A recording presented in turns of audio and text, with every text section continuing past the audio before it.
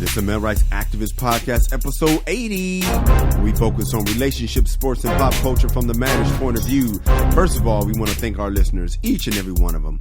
The new ones, the OGs, thank you for hanging with the fellas. What up? On today's show, Tank says it's perfectly acceptable for a woman to offer sex as a Valentine's Day gift. Just as it is perfectly acceptable for me to deny that offer and ask for a real gift. For real.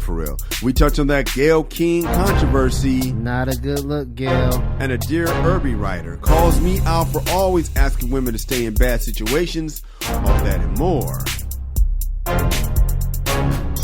Right now.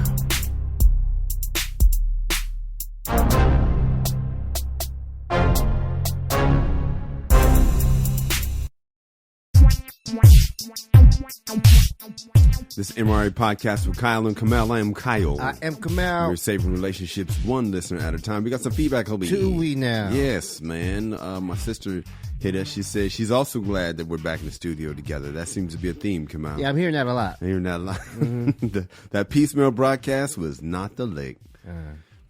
Just starting latest episode. Sorry to hear about skills. That's tough as a parent. It's so hard to see our kids go through stuff, and we wish we could just lift them out of. I hope he sees it not as happening to them, but for them to teach them something, even if we don't know for now what the lesson is. Maybe strength, advocacy, or just how dedicated his parents are to his well-being. MLK was 39 when he passed away, by the way. What did I say, 36? Something in the 30s. They hear it. And okay. Correction. Yeah. But, man, the skills was for you. So there you go. That's for you. I appreciate it, man. Yeah, skills is still not doing well. Had one of those crazy episodes that looked like seizures last night. Jeez, man. Yeah, as a matter of fact, the last 3 nights. Last 3 days. Yeah, man. And, so, yeah, we still aren't out of the woods. Yeah, as a matter of fact, we're not even close, it seems like it. So every time we take a step forward, it's a step back. Mm-hmm. Yeah, we think we're moving forward. We have a couple of setbacks. So, yeah, we're still, back at the drawing board. Well, thank you for that, for the concern. I appreciate it, Kashala. Not to go from skills back to the silliness, but she has to know who Nadia is, by the way. She has more of a Cree Summer vibe, rapper chick. That's what you said, right? Yeah. Cute little college girl coming into her looks versus what Kyle said. Yeah, she's definitely a looker. If dudes is, I want to get married.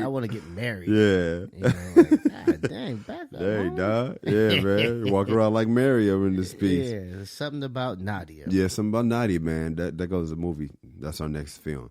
My cousin Kevin hit us up, man. He said he finally feels like we're back on episode 79, which is good. Because I believe he's heard them all.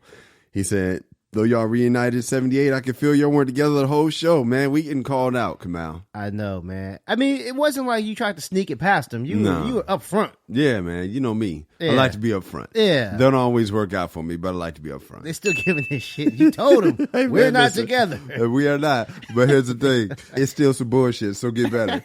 See, this is why you need people like that in your life, man. I know your wife is very much a call you out type of person. Oh, yeah. She said something too. Like, yeah. I noticed. Yeah, it's better when you guys are together. Yeah, I agree too, man. And thank you for making the time always to get to the studio. But yeah, man, you got to have those people in your life that call you accountable. Your cabinet, you're definitely one of those people for me. Your wife is as well. My cousin Kevin, my sister, my pops will call me out every chance he gets. Yeah, who you got? Well, definitely if I'm tripping, my mom's, pops. But moms would be like, what? You know what I'm saying? My pops would talk, some logic. Yeah. Yeah, my moms would be like, I don't know, I wish I could come over there and slap you upside the head.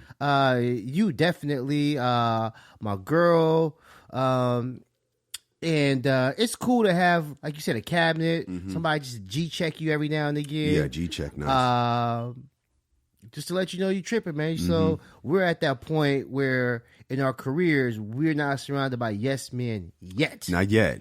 I hope so. Yeah. I can't wait. I can't wait. When we come back, we're going to get into the front page of our lives. And later in the show, Dear Irby writer calls me out. I'm getting called out today. Okay. And for always asking women to stay in bad situations. We got to get into that. It's the MRA podcast. Hey guys, I want to take this time to ask you to subscribe to The World According to Cheryl. That is Cheryl Underwood's podcast. It's hilarious, and I'm on it. Come on, it's time to get into the front pages of our lives. Okay. Man, when I went to Houston, I think it was like 3 weeks ago now, I remember getting some pushback because it seemed like I was out of sight, out of mind. I wasn't texting back to LA as much as the new lady would have preferred. Okay. And so what I noticed is when I'm here, I don't check on my kids in Houston as much as I think I should. And when I'm there, I don't check back here as much as I wherever think I you should. are. That's where your focus is. Yeah, that's where I am. I'm still working. I'm still writing. I'm still, working on the radio show, still working on Cheryl Underwood Radio. I'm still working on the podcast. And so I'm just not usually thinking enough about the people that would like me to be checking in. Like this, how does your mom feel if you don't call enough? I know you joked last week about she didn't, you hadn't asked about the Kobe situation. How did she feel when you don't call enough for her taste? She don't like it. I mean, we have a pretty cool relationship, whereas we don't really have like that heart-to-heart serious talk. She'll just, what I'm saying, she'll diss me for it. Mm-hmm. You know what I'm saying? Call me a no good son. My sisters, my sister is, they get on me because, all right, embarrassing. There it comes. It's really embarrassing, and I am ashamed. Hey, what happened? But a couple of weeks ago, I think we talked about it. My boy was hospitalized. Yes. And so when I was over at my mom's house, I was like, yeah, Skills just got out of the hospital. Like, what? Like, how long was he in for? Like, And I know as soon as you said you thought, about 4 days.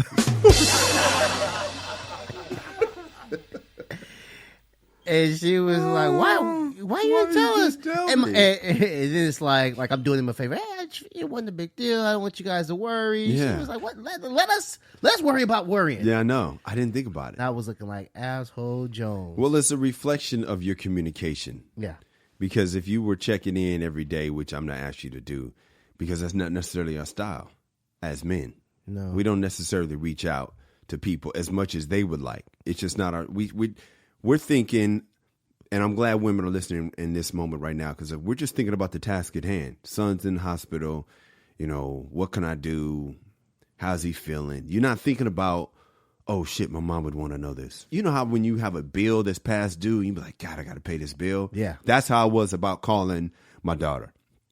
Because I text with my son, but my 9-year-old doesn't have a phone, thank God. So, I check in with my son more often than I check in with my daughter, my 9-year-old. She's the one that gets, to me, the worst deal out of this, because I see my youngest, I see my oldest, I text with my son, but me and my daughter, we miss the most time. Okay. My 9-year-old. So sucks. that sucks. That hurts. So we had a FaceTime moment, and I could tell she missed her pops. And that stung me, that my action has caused her pain for me not being there. Even though I'm not the one that moved to Texas, I definitely inspired it. Mm-hmm. And so that hurt.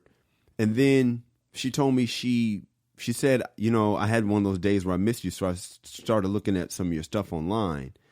And she said one of her guidance counselors was like, how do you know Kyle Irby? And I guess this guy has seen my comedy somehow.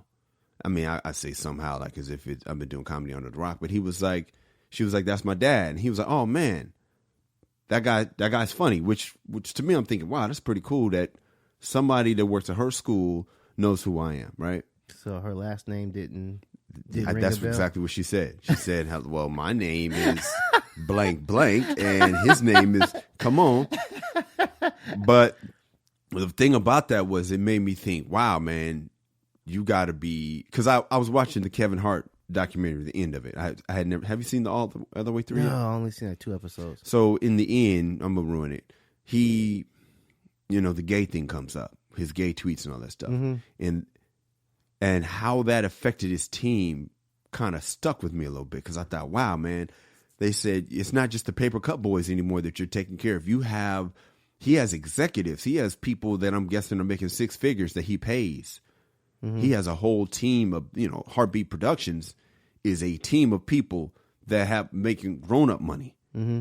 And if Kevin Hart, like one woman, she's a lesbian. She travels in the gay circles. So her it's weird how I thought about how because of what he said years ago and how he refused to apologize, it affected her, because now all of a sudden that job is not something that she can brag about. It used to be. And I was thinking, and then when my daughter said that, I thought, wow, man, it's like I gotta watch what I say, because you never know where the fans or haters will be. And I've just thought, golly, man. It also made me want to be successful, so that money is never a problem. That if my baby girl says she's missing her pops, I'd be like, well, I'll see you in 3 days. Yeah, you know what's cool is, I think, like, the positive that I take from it is that your daughter's, checking for you because she misses you. Yeah. Somebody else is over her shoulder, notices you, and says, this guy is funny. And I think it kind of instill some pride. Yes. Like that's that you don't want to fuck up, though. Yeah, well, yeah. But still, it's like, my daddy is this guy. Yeah. You know what I'm saying? Yeah. My daddy is Kyle Irby. He's funny. And the scary thing is, now she might start trying to check your comedy out. Hilarious.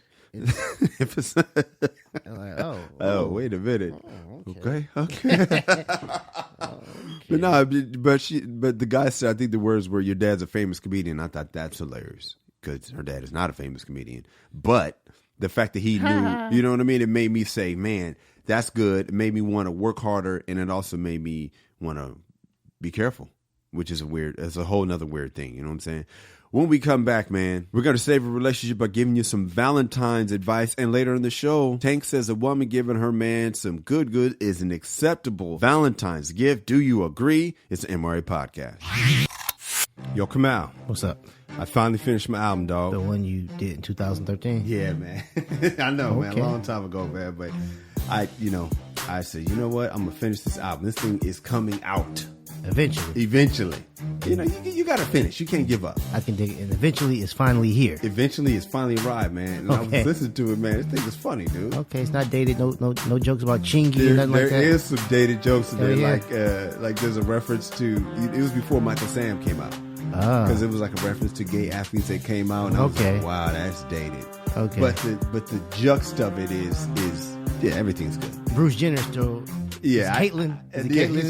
He's Bruce. He's Bruce. I don't talk about him, but he was Bruce. Yeah, I used to have a Bruce Jenner joke. He was Bruce, and this when I recorded this. But no, it's ready, man. It's out. Okay. It's funny, man. Check it out and get it on iTunes right now. It's called "Be a Man at All Times." Come on, let's save a relationship. The big day's coming up, homie. Yes. Valentine's Day. Oh, that big day. That big day. Not what other big day are you talking about? I don't know. The start of the NBA All-Star game. All-Star game. All-Star weekend. Shit. I know. Not that big day. Oh, okay. Valentine's Day is coming up. This is the day. This is my advice for the fellas, man. All right, guys. Now it's time for the lesson of the day. This day has nothing to do with us. It is not for us. Do not expect your woman to do something demonstrative for you. It's not our day. It is a day for them. Is it fair? Absolutely not. That's not fair. But don't stop watching to see how they do. It's not our day.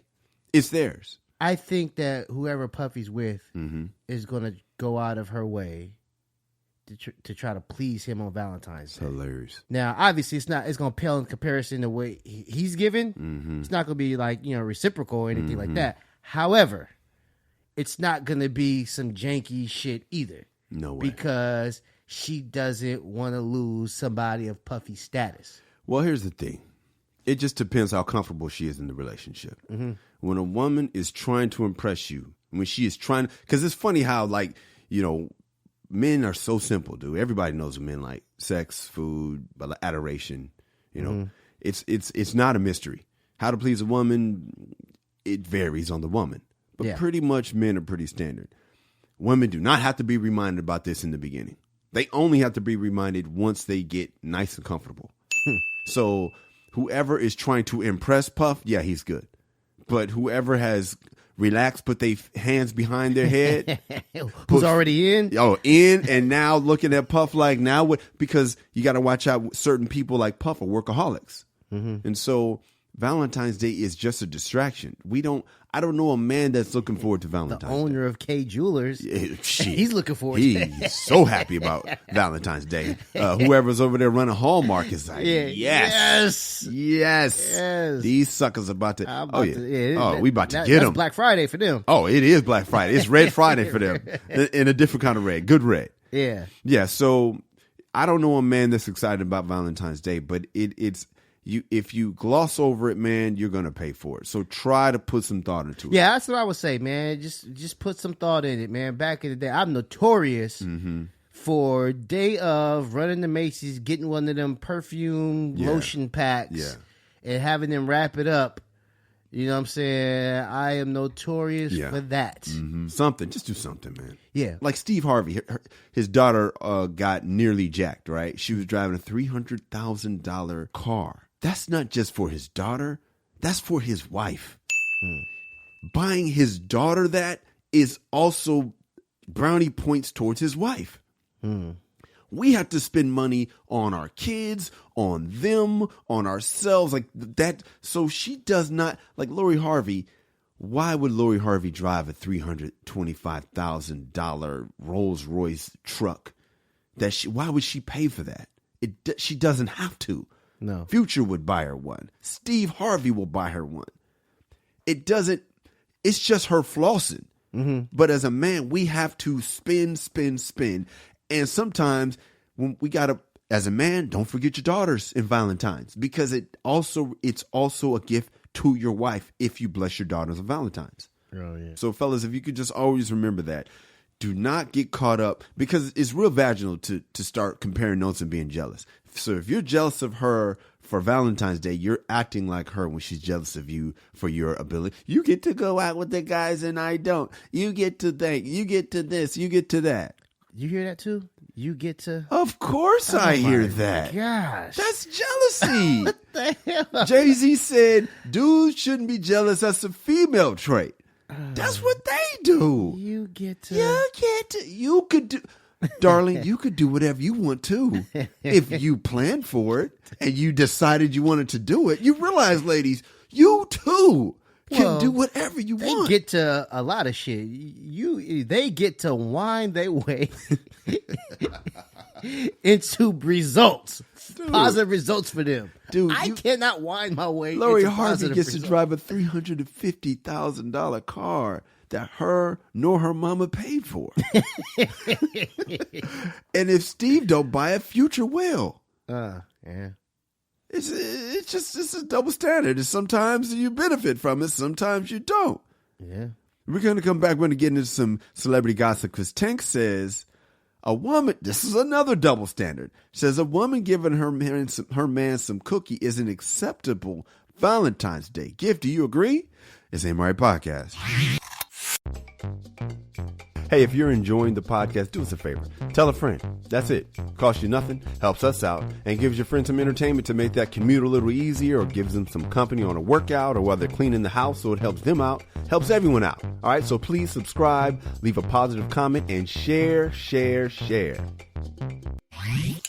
TMZ caught Tank walking with his lady, and they asked him, is cookie sex, is that an acceptable Valentine's Day gift? And he said yes, as long as it's enthusiastic, not lazy cookie.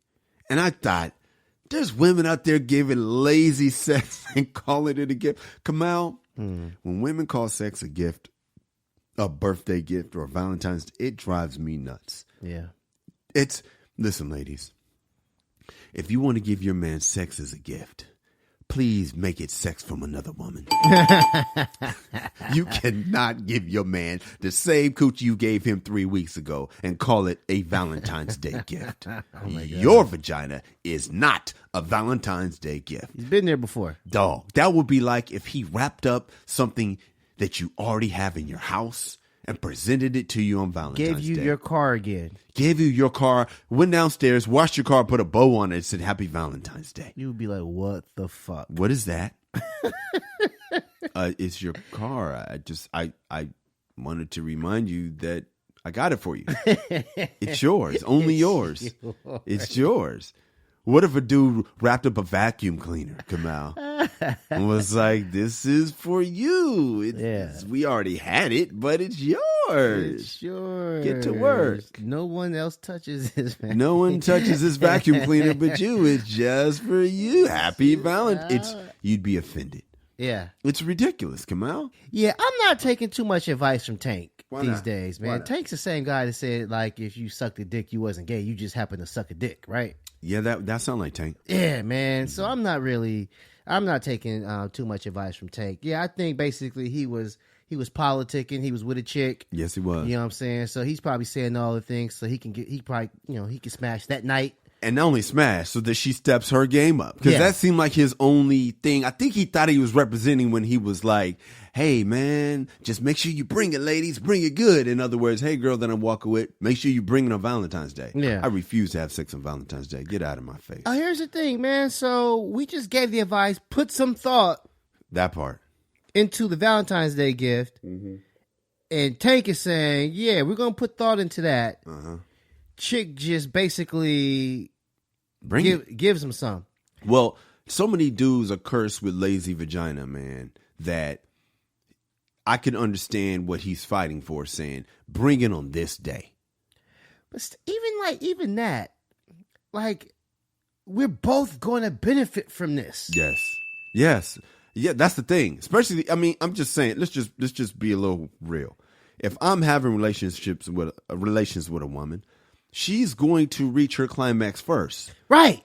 So you're giving me a gift that I'm going to enjoy, that you get to enjoy as well. It's almost like giving your woman a trip to Paris, which she'd be very happy about, and you get to enjoy it.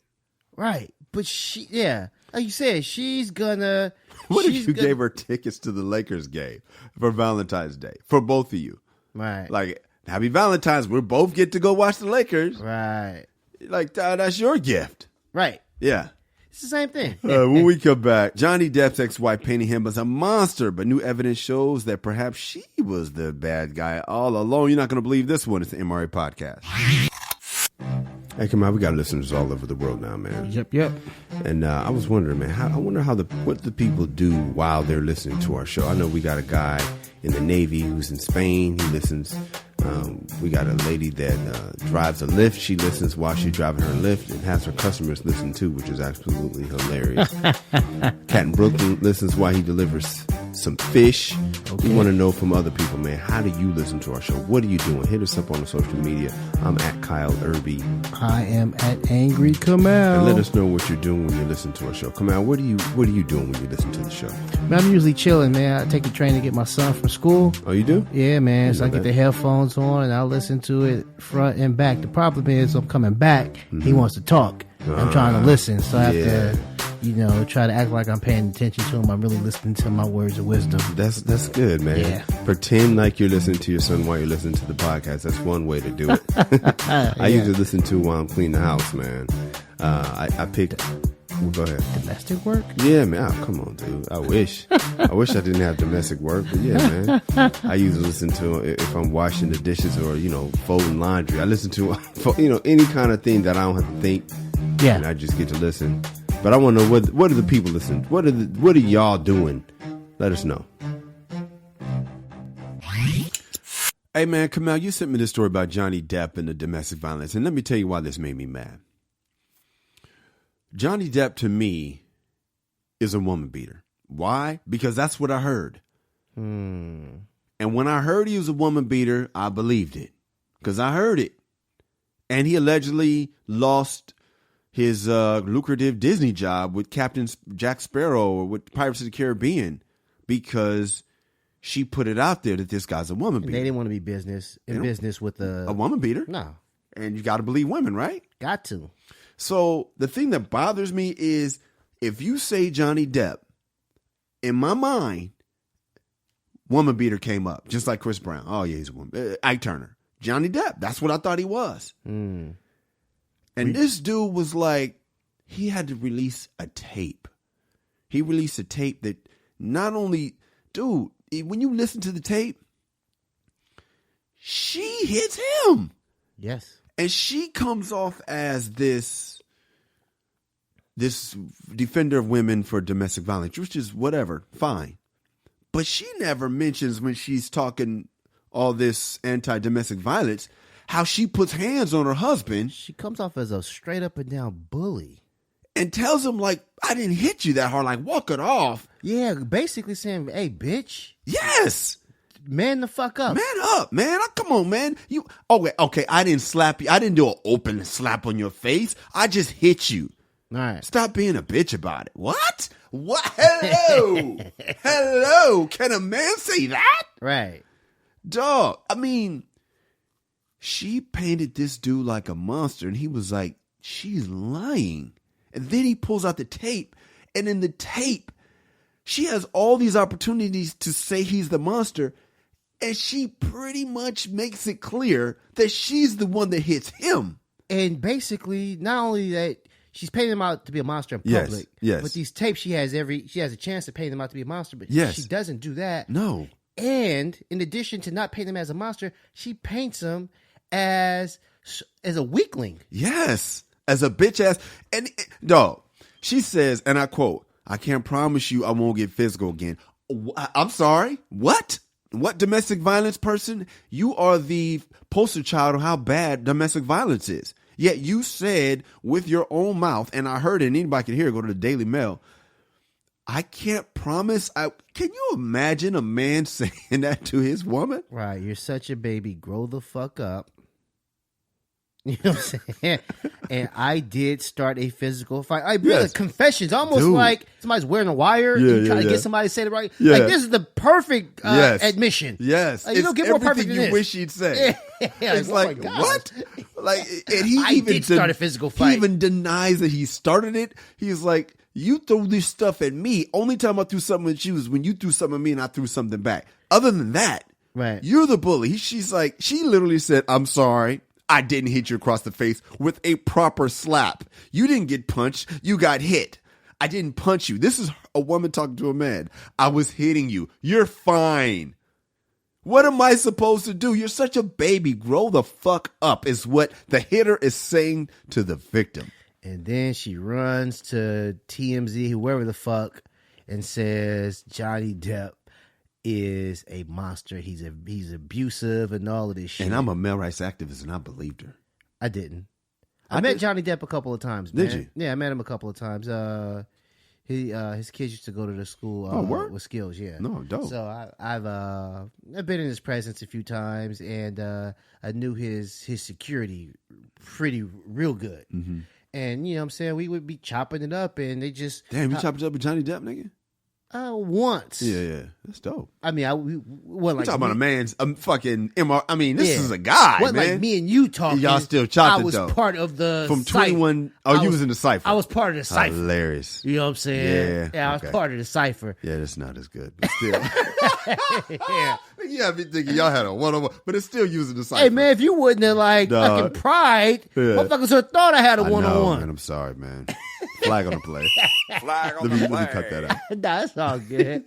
But nah, man, and honestly, his security, I was really cool with them, and just talking about the guy, they always painted him out as the coolest individual ever. Wow. Just the coolest guy who just didn't want smoke with nobody. Mm-hmm. You know what I'm saying? And so when I heard this, it was like, wow, okay, it just didn't seem right. Mm. And like you mentioned earlier in the first part of the segment, he lost his lucrative Disney gig, right? Yes. I think she's still going to be in the next Aquaman. Of course she is, Kamal. Of course she is. Nothing is going to change in her life. Why do we need the MRA podcast? Because of moments like this to highlight this bullshit that nobody in the mainstream media is going to say. This is not cool, man. No, it's not. I mean, honestly, with all the venom Johnny Depp got, Amber Heard needs to get more. Yes, because not only did she's the perpetrator, but she lied. Yes. You know what I'm saying? She lied and tried to paint this man out to be this monster and this villain. Yes. and all like the consequences that happened because of it, like him losing his deals and all that shit. And they fucking with his money, and she sat back and let all of that shit happen. She could have stepped in like, oh, well, guys. In his defense, no, just like when Emmett Till's accuser did all that shit and he got fucked up. She could have stopped this shit a long time ago. Yeah, just sat there like, oh well, hey, it happens. Right. Just sat there. Yeah, Johnny. Old girl, Brian Banks. This motherfucker's in jail. Yeah. Watching his teammates ball out in USC's heyday. And she just sitting there like, well, I ain't gonna I might get in trouble if I say something. You should be in trouble. Yeah. I mean, I don't see how do you live with yourself? Like, how can you look yourself in the mirror knowing Believe women. You're killing it for women. Well, it's not just that. It's like the actual person. You know what I'm saying? This shit's predicated on a lie. Yes. And so Johnny Depp is vilified just because you're mad at him. Yeah. That justifies... You know why she's mad at him, by the way? She's mad because he would leave the house when she snapped. There's this spoiled brat thing. I was watching the Taylor Swift documentary. I love those music documentaries, especially people that do arenas and theaters and like stadiums and shit, right? So I was watching and plus, like my daughter, 6-year-old, she kind of writes little songs and stuff. So I want her to be inspired by people like Taylor Swift, because even though Taylor Swift is not my cup of tea, she's a young woman who made it from writing her own songs. I just love the fact that Taylor Swift wrote her own shit. But my point is, as I was watching Taylor, I was thinking, oh, I see why people don't like her. She has a little bit of a pouty entitlement thing going on. And her lyrics probably reflect that. And that's probably why she resonates with, I didn't mean to shit on Taylor Swift. I wanted to give her props, but watching it, I'm sorry, but watching it, I said, oh, okay. I see why. Like listening to Sports Wars, and it was Kobe and Shaq thing. And I thought, I see why so many people was mad at Kobe at a time. Speaking of mad at Kobe, we got to touch this Gail King thing right quick, man. Hell yeah, man. Gail King was interviewing Lisa Leslie, and she brought up the sexual assault thing. Yeah. And people got very upset. I don't mind her bringing it up. I mind she kept pressing. What do you mean? Well, she had an interview with Lisa Leslie, and she brought up the assault, wanted to know, is that part of Kobe's legacy, or does it ruin his legacy, or whatever. And Lisa Leslie answers the question and talks about the Kobe that she knows. Yes.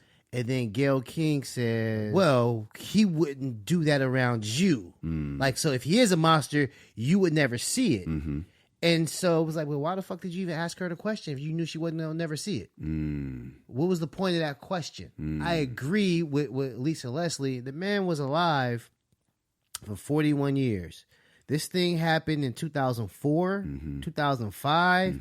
So for, 15 years, 14 years? He's been operating commercials, doing all types of things, and nobody brings this stuff up. The day he dies, we want to mention some shit that happened 15 years ago. I think that's foul, because it's not like it plagued him. Michael Jackson, this shit was plaguing him. Another kid? Yeah. This shit was plaguing him. Yeah. You know what I'm saying? Kobe, it was done. Yeah. I'm not saying it was forgotten. It was done. And another thing, Kyle, there's a lot of going back 15 years ago. Yes, there was a lot of gray or there was a lot of clouds over that trial with the young lady. Yes, you know what I'm saying, with the different semen specimens in her body and hair, all of that shit, right? The mental state of the young lady, she was on psych meds. Okay. None of this shit was brought up, right? But when like Trayvon Martin, we know he was suspended from school. We knew what the fuck he bought. Yeah. You know what I'm saying? We knew why he was staying with his father. Michael Brown, we knew he stole some cigarettes before. All of that shit. So what I'm hearing you say is, when the victim is a young black man, we get to find out all the reasons why the cop might feel, or the rental cop or the cop might feel threatened to justify their actions. We know their whole history. Yeah, but when it's a young black man victim. Yeah. But when this young white lady victim, if her history might affect what really happened, because it's a lot of information. If it's your word against his, now we got to understand the whole story and all the details. Mm-hmm. And so when it's her, that shit's irrelevant. Yeah. You know what I'm saying? That shit's irrelevant. And honestly, I'm confident that Kobe would have walked. If they would have went through with the trial, Kobe would have walked. Mm-hmm. You know what I'm saying? As a matter of fact, not only would Kobe have walked, it would have been laughable with all the evidence. Mm-hmm. You know what I'm saying? This man never should have been tried in the first place. I think that them dismissing it hurt Kobe. And I think at the time, Kobe was like, because he's still playing. The Lakers are flying them out. Going to games. So he's like, I just want this shit to be over. Yeah. But I think long run, it would have been beneficial for him to actually go through the trial so all the shit comes out. Now, obviously, you don't want to embarrass your family and your wife. No, you don't. So, you've already embarrassed them enough. Right. So you don't want that shit to come out. However, as far as these people who have this public image, the Disney chick and all of that, because they didn't hear about any of it. Because they didn't read and find out all the other parts about it. Right. You know, there's a lot that it does make a difference. Yeah. When you're trying to piece together what might have happened, it does make a difference. And nothing says a woman has a right to be raped. It's not that it's saying, hey, this is what she was wearing, or hey, she was with these 3 other guys too. So that means she has a right to be raped. No, but if you start to say what likely happened, and it does make a difference if she came to his room at 2 a.m. if she says there was no consent, because it's like, I'm not saying come to the room at 2 a.m. is consent, but it leads one to believe that she might have been down. The fact that she has all these different samples, I'm not saying just because she slept around means she gave consent, but it leads one to believe that she is more likely to have been down. Mm-hmm. And so there's certain parts of the story. I'm not saying just because she was taking mental illness medicines means she gave consent, but it does explain why she would make something up. Yeah, and all of these things, all of these facts would help Kobe's defense. Yes. Will make his detail of the events seem more plausible. Yes. Yes. You know what I'm saying? Because that's where, at the end of the day, we weren't there. Now we got to find out all the information we can and try to make a judgment. The problem is sometimes it turns into victim blaming, which is not fair for the victim if it really happened. Yeah. But when that victim is Trayvon Martin, we don't mind digging in the fact that he got suspended or he had detention. When that victim is Mike Brown, or when that victim got choked out for selling Lucy cigarettes, we don't mind talking about what he did, his priors and all of that. We don't shit. mind. How many kids we can't talk about her priors and the things that she did that night or the night before that might make you think that she's down because she exhibits this type of behavior. We can't talk about that. No, because it's but it's important because it supports what he's trying to say. Yeah, and so I think Gail crossed the line. Now, does she deserve all these fucking death threats? I don't understand why people are so mad at Gail. Yeah. I mean, I get why they're mad, but the fact that... I mean, mad. I can see why they like, come on, Gail. Yeah, to me, I'm on some fuck Gail shit. Not on some... Are you? You gotta die, bitch. I'm not even on some fuck Gail shit. I am. Why? Well, because I think she was belaboring some point. You know what I'm saying?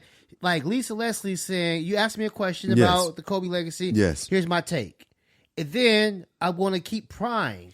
Until it's almost like Gail was trying to get her to say, well, you're right. Yes. I don't know what he was, because not around me. These are homegirls talking, and Gail's a feminist. Gail came to one of my shows in New York City at I was going to say Madison Square Garden. Yeah, I wish. At Caroline's. I was opening for Cheryl Underwood. And I have this Ray Rice joke where I explain what happened on both sides. On this day, we're talking about domestic violence and Johnny Depp.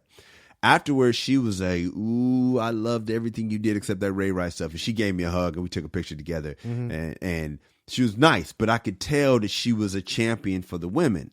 Even if I was trying to explain what happened in the other side of the story, she didn't appreciate that. Yeah. So I could tell she gets into her feminist vibe, and that's probably what was bleeding out. But, hey, Gail was upset. She felt like CBS threw her under the bus. And, you know, that's her take on it. But back to Taylor Swift. Yeah. Sometimes some people have this this and this is, they just have this entitlement, right? That they can't fathom that things aren't going to go their way. And there's a full meltdown, temper tantrum. And it appeared that Johnny Depp's ex-wife's thought was, why are you leaving?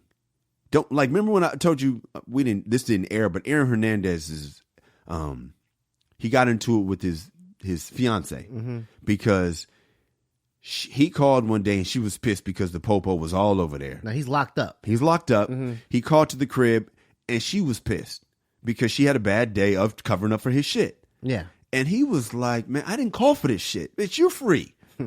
I'm in jail. Like, unless my daughter wants to talk to me right now, I want to not talk right now. And she was hot. Like, wait a minute. You have the nerve to not want to talk right now? And in his mind was like, I don't want to hear you bitch and come at me today. Oh my gosh. Why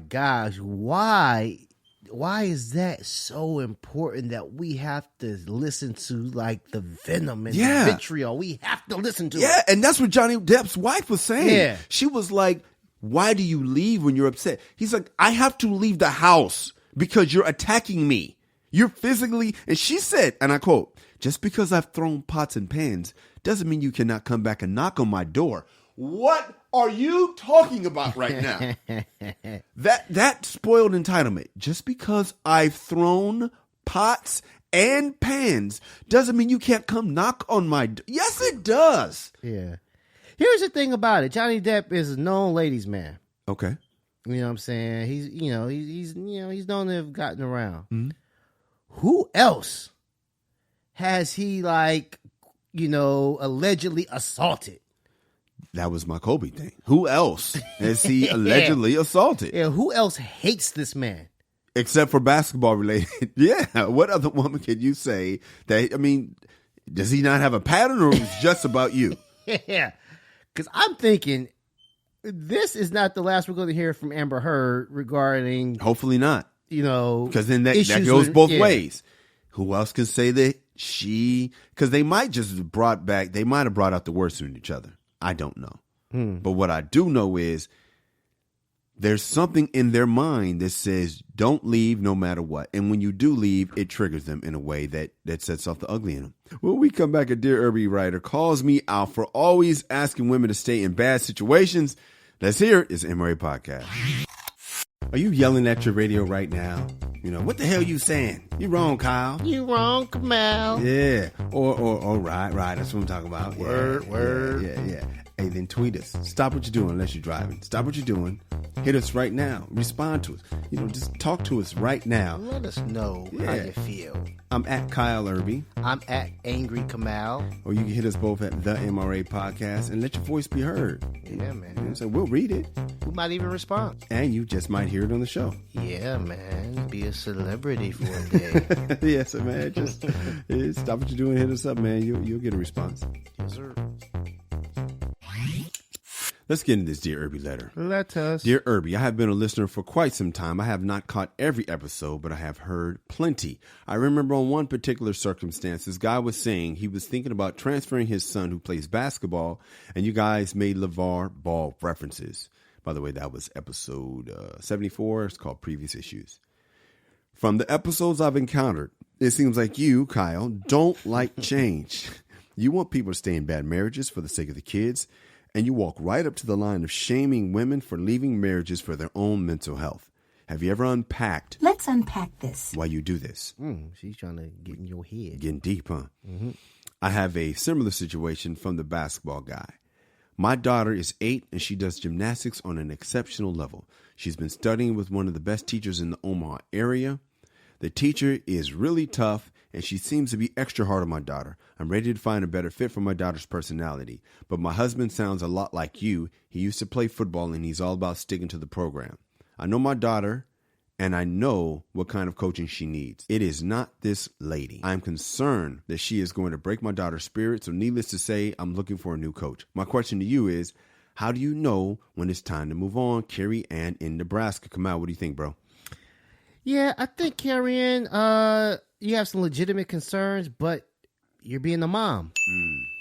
You're being a mom, and moms are the protectors of the children, and there's a fine line between protection and pussification. There's a fine line. I think you're teetering on the pussification side. Let me just say this about the word pussification. Before the women get all up in arms and say, that's a derogatory term because you're saying it's weak because it's vagina. I think women forget how many times they call somebody a dick. Oh, I'm not even talking about vagina. I'm talking like a pussycat. When you call somebody a pussy, I always thought it was like a cat because you can call somebody a pussy I always thought on TV, but you can't say I'm about to go get some pussy. No, true. I always thought it was anyway, it's just one of my pet peeves where they talk about, I think it was Taylor Swift in the documentary. She was just basically upset about, like saying bitch or the C word on the shit. And I thought, yeah, but people don't mind if you call somebody a dick. Everybody knows what it means to be a dick. You know what I mean? Anyway, back to you, Bob. Nah, man, I think that if she's one of the best teachers in your area, and your daughter is an exceptional gymnast, and you're saying your beef is that she's the teacher's extra hard on your daughter, I think that's what you would want. She's getting extra attention. She's singling your daughter out because maybe she sees that your daughter is special. And these other people, I'm just naturally dick to everybody else. But your daughter, I got to be extra dickish because I see greatness in your daughter. Maybe your daughter is like slacking off and just wants to be common. Like, I just want to be like treated like the rest of the guys. And she's like, you're not like the rest of the guys. Yes. You know what I'm saying? And your husband, who loves your daughter equally. Yes. If he doesn't see a problem with it, I don't think you should, because I don't think your husband would put his daughter in harm's way. You know what I'm saying? Yeah. Like me, I don't know your daughter, so it's easy for me to easy for you to be like, well, you don't know my daughter. You don't give a fuck what happens to our family. Your husband does. Now, if your husband was against it too, and he played football and all of that stuff, I would say, well, maybe you guys have a point. Yeah. But because your husband wants to stick with the program, and he's played competitive sports his whole life, so he knows about like tough coaches and whatnot, and he doesn't think it's a problem for your daughter. He knows what your daughter can handle. Yeah. Mom is like, he's not right for my daughter's personality. Hey, man, kids are tough. When we come back, I'm going to weigh in. Hey, what's up, y'all? If you like this show, you want to help us offset some of these costs, man, you feeling the need to donate, then do just that. Go to www.patreon.com and make a donation to the MRA Podcast. That is the MRA Podcast with Kyle and Kamal, and you can find us at Patreon. Or you can catch us in the street and just be like, hey, man, I love y'all. I want to bless you with some cash and put some dollars in our pocket. You can do that. Or you can hit us on Venmo. Find our names and just, bless us with dough on Venmo. Or you could pray for us. Do that too. But we prefer cash. Kamal, this lady called me out, so I'm just going to take it and grow from it. She said, it seems like you don't like change. I agree. I do struggle with change. I don't like change either. Yeah, getting out of my comfort zone. You want people to stay in bad marriages for the sake of the kids. You walk upright, shaming women for leaving bad marriage for the mental health. I think my issue is, have you ever unpacked this? Yes, I have. I think my issue is a few things. I know as a kid, I, was one of those fantasy, I wish my parents would have worked it out type of kids. Whereas the woman I married saw a bad marriage and wished her parents would have broken up sooner. And so, unfortunately, we had opposite philosophies. My philosophy is you make it work. And her philosophy is life is too short. I've seen abuse. I'm not doing that, and I'm not going to make my kids watch me get abused. And so, yes, I am from the school of thought of if you can make it work, because it's work. And I do have the bias. I do get frustrated where it seems like women are the ones that want to get married so badly. And they're usually the ones that file for divorce. Now, I understand, Kamal, you filed. Yeah. And that's not necessarily a fact. But when I ask around, when I'm hearing people talk about getting divorced, it's usually the woman that says, I deserve to be happy. Yeah, I mean, I think that Carrie Ann is talking about like women staying. You shaming women. Now, did you say shaming people? Or did you say She's saying I'm shaming the women, saying that they should. right? I don't care about their most mental health. Most of these people you're talking to are women because those are the ones who are trying to get out of these quote unquote bad relationships and bad marriages. Yes. And we're speculating that they were probably the ones pushing for the marriage in the first most place. likely is what I'm speculating. Yeah. And I think that's my beef with it. I think it's like marriage is cool, but it's okay to not be married. It's okay to just have a relationship. I tried that shit for 12 years. I understand. Yeah, it didn't work. And who was upset about it? A girl. Of course. Yeah. Of course. That's my point. So it's like, ladies, you insist on being married and then you get married and you're frustrated. Like, dude, it's okay if we just anyway. That I'm not going to change that behemoth. It's kind of like Valentine's Day. It is what it is at this point. They have built it into something, and they have attacked women's mentality to shame them for not being married. That's not guys that do that. Yeah, the media has made women feel small if they don't have a husband. Oh man, I told you about this point this time. My girl was on Facebook and she mentioned like some chick that she didn't like. From like high school. Yeah, I remember that. And she was like, but I looked at her, I saw she was married. She had no kids, so it was like, that's the bar. Yeah, you don't have a man putting up with you. Yeah, you ain't married and you ain't got no kids. I got the last laugh. It's like, she's more attractive now than ever. Hilarious. I mean, if you think about Johnny Depp's wife, it's just like, I need somebody to put up with my shit, even if I throw a fucking pot at your head. That's why. That's the desire. I need somebody who will be there even if I throw a pot at your head. Do not leave. Put up with my shit. So that's where mine comes from. So I have unpacked it. Thank you. The question is, how do you know when it's time to move on? Here's the problem with the husband, Kamal. He may not be engaged with the kids. He may not be going to rehearsals. He may not see what that person's going through. I have a similar situation by this. Whereas my daughter has been in her ballet class, I don't know how long, probably at least 3-4 years. And I got issues with this. First of all, I never forget I read this book from an agent about acting. And he said, never make an acting teacher your guru. You need to switch teachers every 2 years. And that stuck in my head. I don't believe you should switch jobs every 2 years.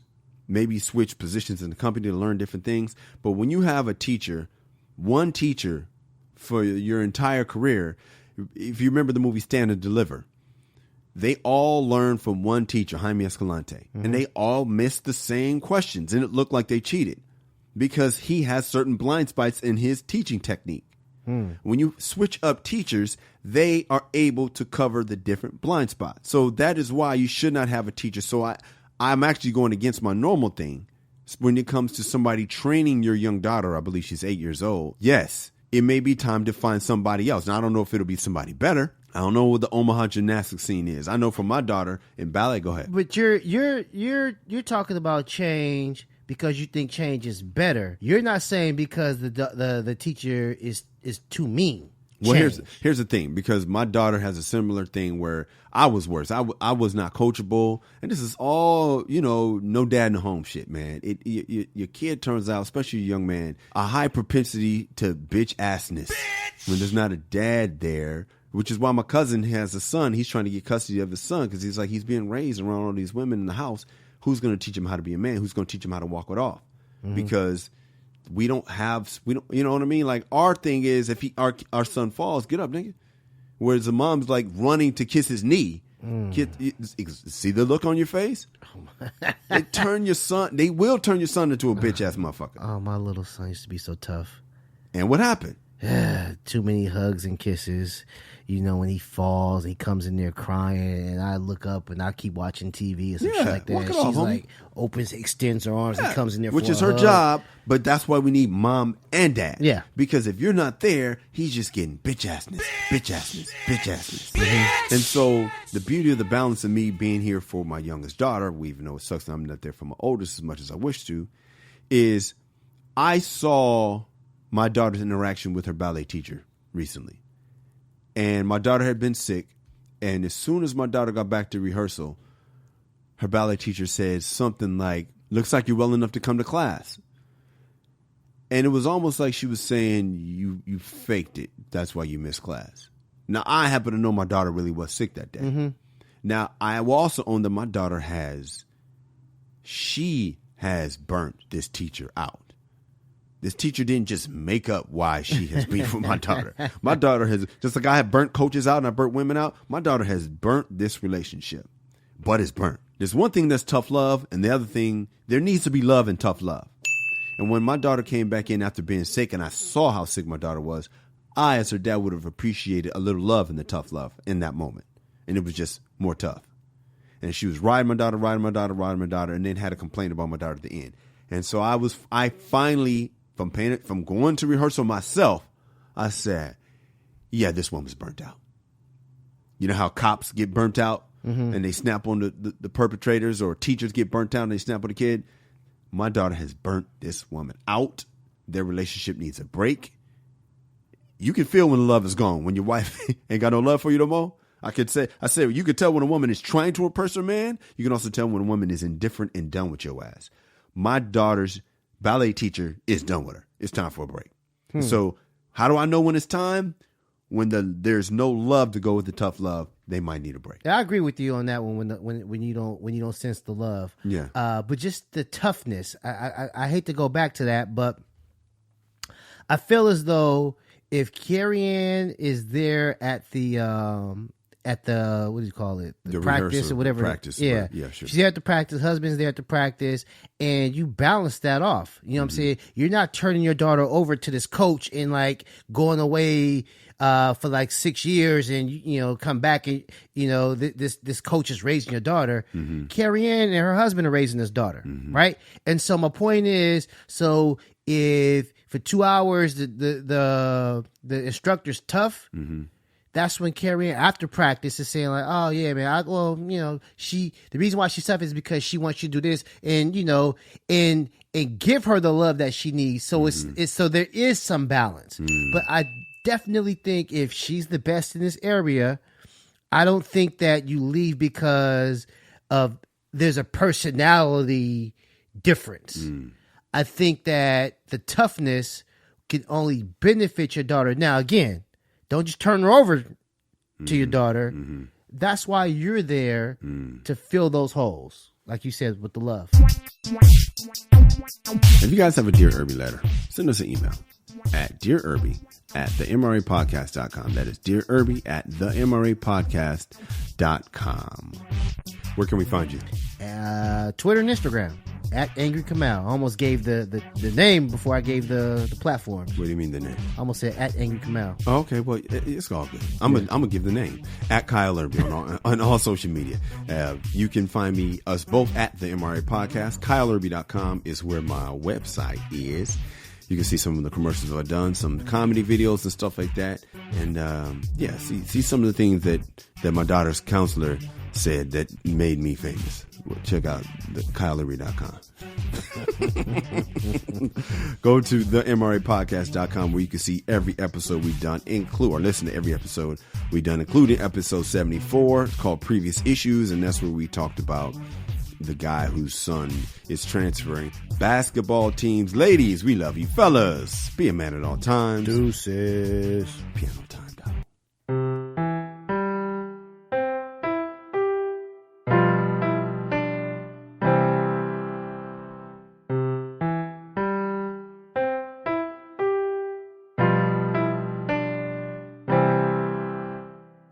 MRA.